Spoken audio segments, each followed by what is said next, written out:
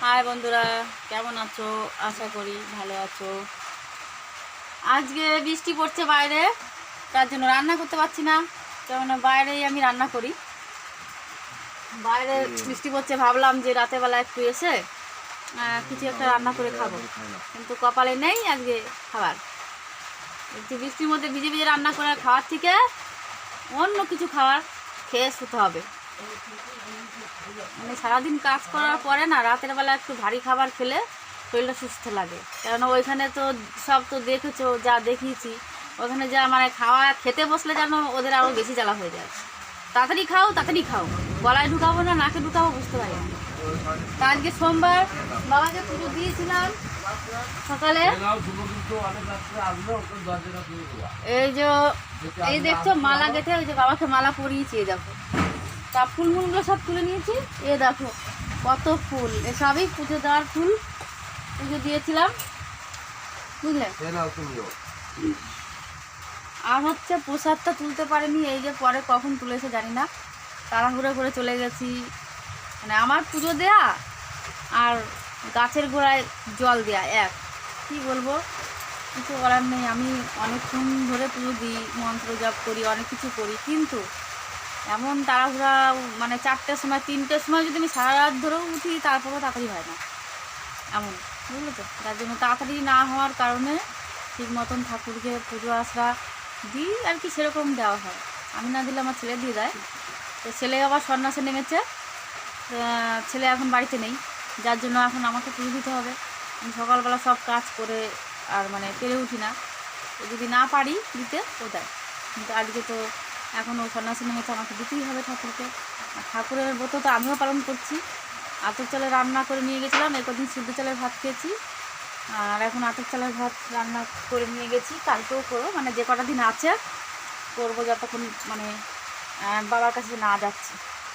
তো আজকের খাবার হচ্ছে আমার, এই দেখো দেখতে পাচ্ছ এই খাবার, আর হচ্ছে এই যে বিস্কুট রাতের খাবার, আর একটা আছে বিস্কুটের সাথে এটা, আর একটা আছে এ দেখো, সেই আগের ভিডিওতে দেখেছিলাম নারকেল দিয়ে পিঠে খাবো, নারকেল এনে দিয়েছিল।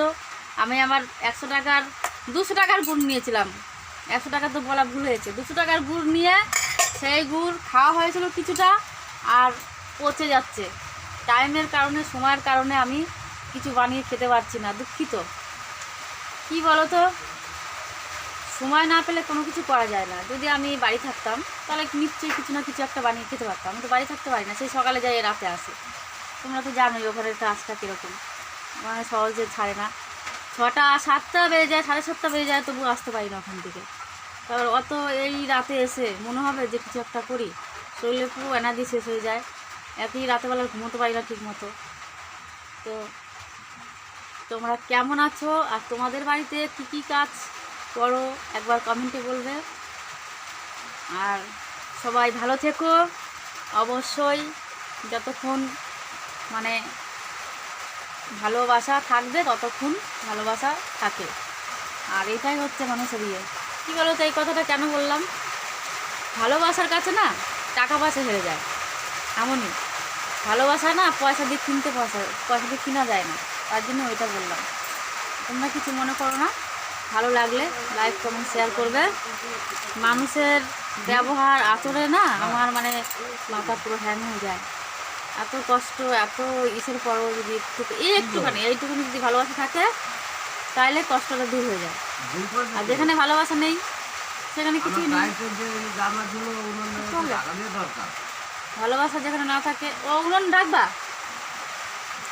আমাদের উনুনটা বাইরে ভিজছে মনে হচ্ছে, আর গাড়িটাও ঢাকা হয়নি।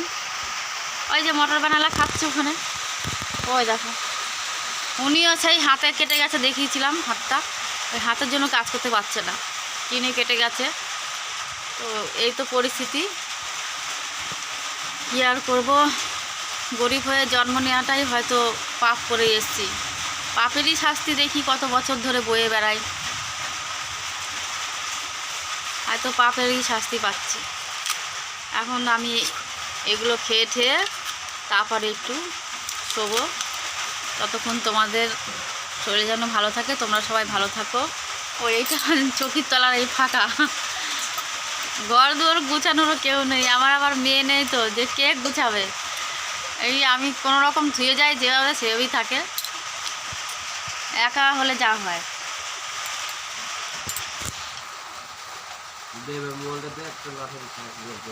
আগের মতো এখানেই দেখা হচ্ছে পরবর্তী ভিডিওতে। ততক্ষণ তোমরা সুস্থ থাকো, ভালো থাকো, আর আমাকে তোমরা ফলো করো, জানো তোমাদেরকে প্রতিদিন একটা করে ভিডিও আর আপডেট দিতে পারি। আসলে কি আমি কাজের জন্য দিতে পারি না, কাজের জন্য, আর কাজ না করলে জানো তো অনেক রকমের কিস্তি আছে, যার জন্য এই অবস্থা আমার। ঠিক আছে, অনেক বকে ফেললাম, টাটা, বাই।